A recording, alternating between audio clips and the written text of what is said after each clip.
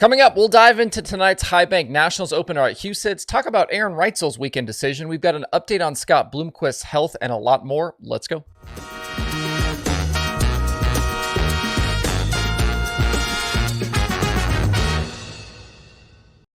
It's Wednesday, June 21st. I'm Justin Fiedler. This is Dirt Tracker Daily. A quick merch update before we get rolling. There is a new addition over at shop.dirtracker.com, and that is Dirt Tracker can koozies. Let me help keep that beer cold when you're at the racetrack. They feature the new alternate logo, come in 4 different colors. You can snag one for just $4.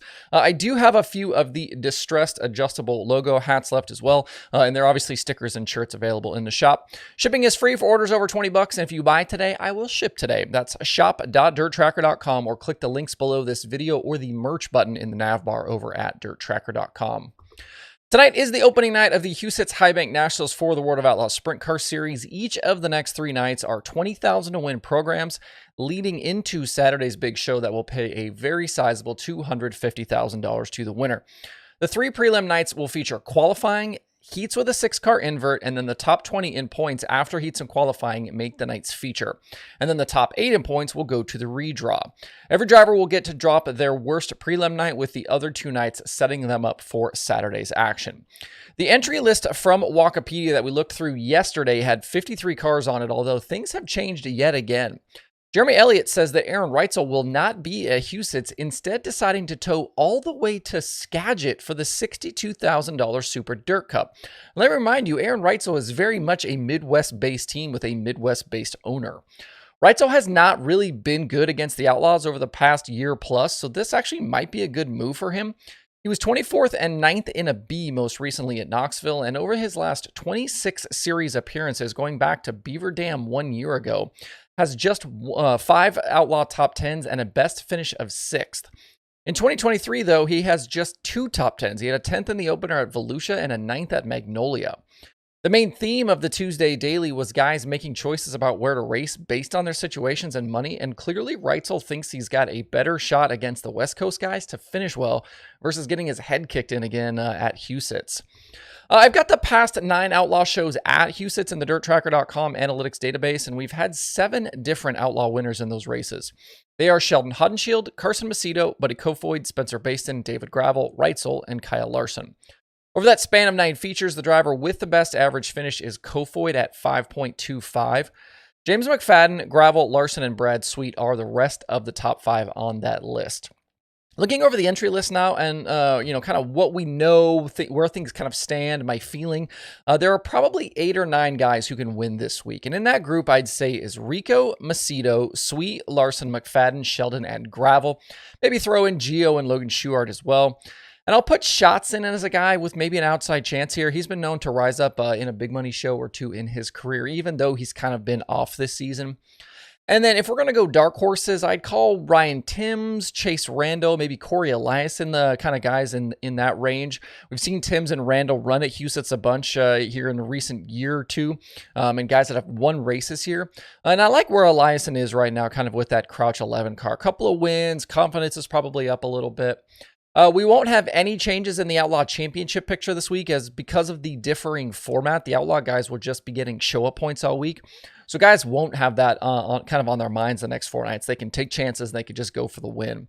If you aren't headed to Huset's, you can watch live tonight over on Dirt Vision. Real quick before we move on, I wanted to quickly jump back to yesterday's discussion. I asked a couple of questions about, car counts and prize money. I wanted to get your guys' feedback. There were several of you who said you equate ticket cost with car count on a dollar per car rate. I hadn't heard that before. I thought it was interesting. So for example, if a ticket is $40, there should be 40 cars on the property. It's honestly not a terrible rule or way to look at some of these big events. Thanks everybody that chimed in yesterday.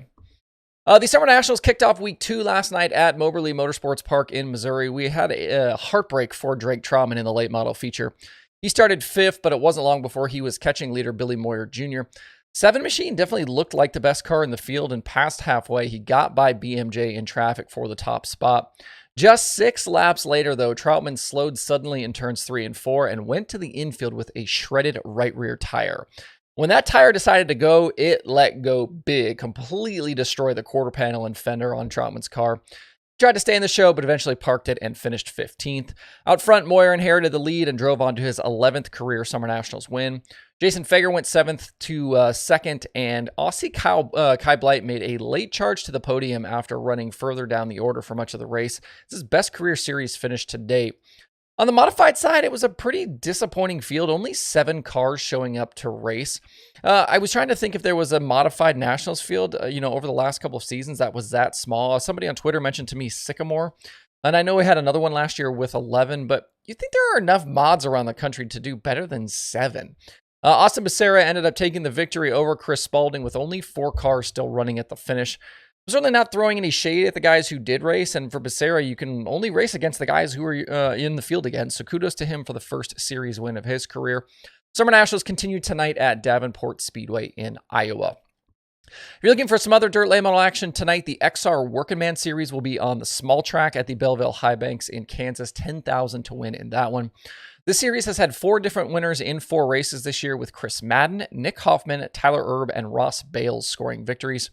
I'm not 100% certain who is racing tonight. Dirt on Dirt shows expected entrants, including Blair Nodurft, Tad Pospisil, Andrew Kosiski, Jesse Sobbing, others. Ross Bales is listed as well, although I'm not sure about his status. It was announced just 3 days ago that Bales had parted ways with Billy Hicks in that 79 car. And there's nothing on Bales' schedule on his website after the Dream at Eldora. Kansas isn't usually a place we'd see a guy like Bales race, very much southern-based, so we'll see what happens tonight. You can watch tonight's XR show over on XR Plus if you cannot get to the racetrack.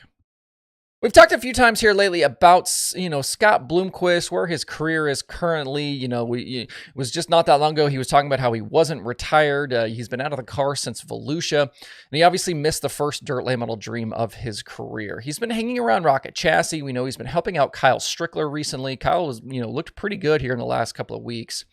But as of yesterday, we got another not-so-great update from a Facebook video posted by Reed Millard, who promotes Moberly Motorsports Park. According to him, Bloomer has been diagnosed with cancer, although we didn't get a ton of other details. Late last night, Kyle McFadden, who covers the sport for Dirt on Dirt and Flow Racing, tweeted that Bloomquist has a, quote, highly treatable form of prostate cancer, and he said it sounds like a similar situation to Dale McDowell. And then in a story just posted here a little while ago by Kevin Kovac, it was revealed that Bloomquist has prostate surgery scheduled for July 5th, and that any procedures needed to help correct his back problems will now be delayed. Kovac made it sound like 2023 will probably be a wash in terms of seeing the Hall of Famer back in a race car. Obviously, this is not the news we wanted to hear, and the most important thing is that Bloomquist is able to get healthy this year. Hopefully, the cancer is indeed treatable, and Bloomer will be on the road to recovery here very soon. If you are newer around here, every Wednesday I spotlight some of the other dirt racing shows and podcasts and episodes out there for you to check out. This week, Passing Points has Garrett Williamson. QuickTime has Phil Durst. All Gas No Brakes has several new episodes, including with Devin Moran. Do Which on Dirt has Dan Stone, and there are new episodes of The Dirt Reporters from Dirt on Dirt, The Dirt Nerds, Dirt Tracks and Rib Racks, Hoagie's Garage, and Dirt Track Weekly. To see all the podcasts and their most recent episodes, head over to DIRTRACKR.com/podcasts. That's it for the show today. If you're curious about the streaming options for tonight, make sure to stop by DIRTRACKR.com/watch tonight. There are a number of other races available to watch. I hope you guys have a good Wednesday out there. We'll see you right back here tomorrow.